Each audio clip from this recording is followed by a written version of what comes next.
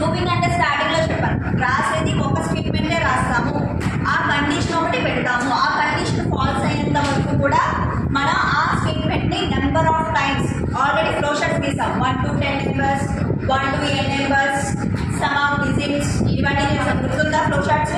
అవి ఏం చేసాం, ఒకటే లైన్ రాసాం, ఒక పీస్ ఆఫ్ కోడ్ అనేది రాసాం, ఐదర్ 1 or 3 అంతే కదా రాసాము. దాన్ని రిపీటెడ్ గా మల్టిపుల్ టైమ్స్ కండిషన్ ఫాల్స్ అయ్యేంత వరకు కూడా మనం అది ఏం చేసాం, ఎగ్జిక్యూట్ చేసాం అంతే కదా. 1 to 10 నెంబర్స్ అనేది n = 1 అని ఒక్కసారి తీసుకున్నాం, ప్రింట్ n అని రాసాము, ప్లస్ ఏం చేసాం, ఆ n వాల్యూని ఇంప్లిమెంట్ చేసాం. అంటే 2 లైన్స్ ఆఫ్ కోడ్ ని మనం 10 టైమ్స్ ఎగ్జిక్యూట్ అనేది చేసాం. రాసేది 2 లైన్స్ కాకపోతే 10 టైమ్స్ ఎగ్జిక్యూట్ చేస్తాం. సో మనకి ఇలా చేస్తే స్పేస్ కూడా కవర్ అవుతుంది, టైం కూడా కవర్ అవుతుంది అంతే కదా. ఇప్పుడు 1 to 10 నెంబర్స్ అంటే 1 2 3 4 5 అలా ప్రింట్ చేసుకుంటూ వెళ్తే ఎంత టైం అవుతుంది, 10 లైన్స్ ఆఫ్ కోడ్ రాయాలి కదా. సో అలా అవసరం లేకుండా ఓన్లీ 2 లైన్స్ ఆఫ్ కోడ్ రాసి దాన్ని 10 టైమ్స్ ఎగ్జిక్యూట్ చేస్తాం.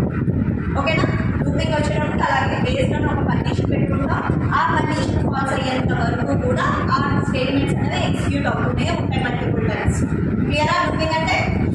దీంట్లో ఏమేమి చెప్పాను లూపింగ్ లో సార్ నోట్స్ చూడండి.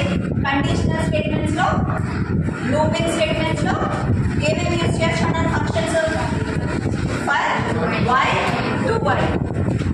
అసలు వైల్ అంటే ఏంటో చూద్దాం. ఓకేనా. While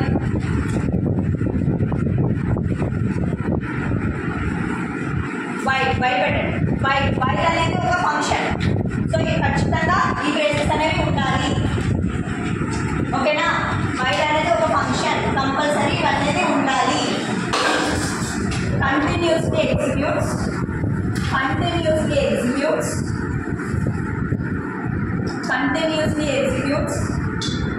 set of statements, continuously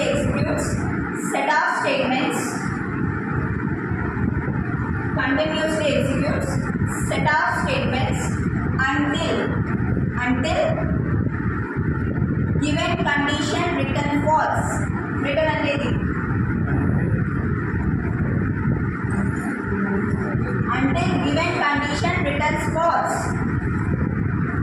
Until given condition returns false. అంటే మనం ఇచ్చిన కండిషన్ ఫాల్స్ అయ్యేంత వరకు కూడా సెట్ ఆఫ్ స్టేట్మెంట్స్ మనం ఏం రాస్తామో అన్ని లైన్స్ కూడా అన్నమాట ఎగ్జిక్యూట్ అవుతూ ఉంటాయి మల్టిపుల్ టైమ్స్. ఎప్పటి వరకు? కండిషన్ ఇచ్చిన కండిషన్ ఫాల్స్ అయ్యేంత వరకు. ఓకేనా. నెక్స్ట్ సింటాక్స్ చూద్దాం. While syntax